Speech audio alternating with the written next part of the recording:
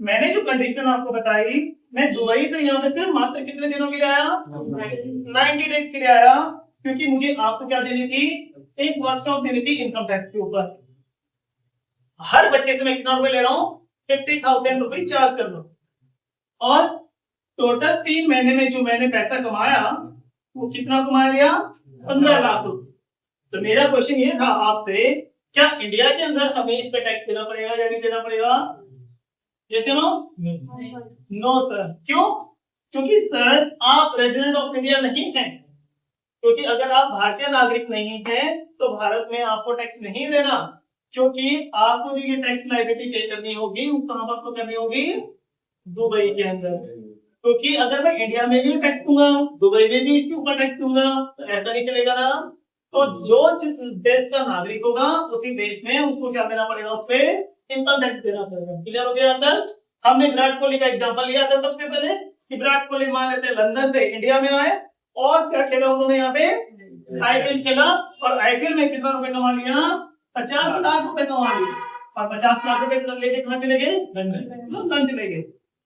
हमने भी कहा था क्या उनकी 50 लाख रुपए पे इंडिया में इनकम टैक्स देना पड़ेगा या नहीं देना पड़ेगा, नो सर। ठीक है, क्योंकि विराट कोहली कहां के रहने वाले हैं, लंदन के रहने वाले। अब आपने देखना क्या है कि सबसे पहले इनकम को हम लोगों को आइडेंटिफाई करना है, दूसरा हम लोगों को आइडेंटिफाई करना है जो अर्निंग सोर्स है वो कहां से है। ठीक है, इनकम फ्रॉम अदर सोर्सेज से आया, या सैलरी से आया, या कैपिटल गेन का है, या बिजनेस का, या प्रोफेशन का है, या रेंटेबल इनकम है। कई बार क्या होता है, आज की डेट में सारे के सारे क्या करते हैं, शेयर मार्केट में पैसे लगाते हैं, शेयर मार्केट से पैसा अर्निंग करते हैं ना, म्यूचुअल फंड में, एसआईपी में। ठीक है, तो तरह तरह की क्या करते रहते हैं, क्रिप्टो में तरह तरह की इन्वेस्टमेंट करते रहते हैं हर कोई, लेकिन वहां से क्या होता रहता है, उनको गेन होता रहता है। मेरा क्वेश्चन ये है, मान लेते हैं 9:15 पे, कितने पे, 9:15 पे क्या खुलता है, शेयर मार्केट खुलता है। और शेयर मार्केट में भी दो तरीके से हम लोग काम करते हैं, एक तो इंट्राडे पे काम करते हैं, दूसरा हम लोग डिलीवरी पे काम करते हैं। इंट्राडे का मतलब होता है कि आज आपने शेयर खरीदे,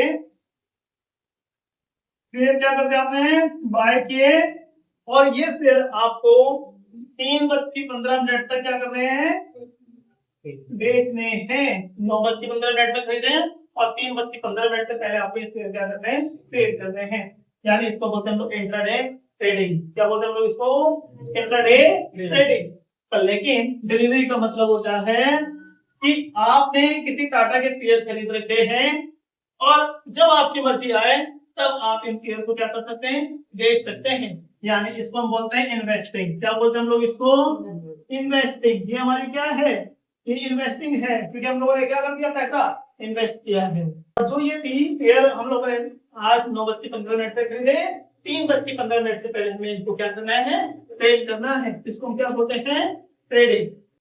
क्योंकि जब आप आइडिया फाइल करेंगे किसी का, तो उसमें से आप लोग क्या करना है, सबसे पहले उनकी ट्रेडिंग की, यानी उनका सारी प्रॉफिट एंड लॉस का पूरा रिपोर्ट निकालनी है, कितने उन्होंने बाय किया, कितने शेयर सेल करे। दूसरा फ्यूचर एंड ऑप्शन होता है, एफओ में उन्होंने क्या ट्रेड करी उसकी रिपोर्ट अलग लेनी है। दूसरा एसआईपी में, यानी म्यूचुअल फंड की भी रिपोर्ट आपने लेनी है। म्यूचुअल फंड में भी क्या करते हैं, एसआईपी करते रहते हैं, कुछ शॉर्ट टाइम के लिए करते हैं, कुछ क्या करते हैं, लॉन्ग टर्म के लिए करते हैं। एसआईपी परचेज करी, उसके बाद उन्होंने क्या करते हैं, कुछ समय बाद उसको सेल कर दिया। ठीक है, कुछ क्या बैंक क्रिप्टो वगैरह में पैसा लगा के रखते हैं। ठीक है, परचेज करते हैं, सेल करते हैं। तो आपने ये देखना जरूर है कौन सा उनका इंट्राडे है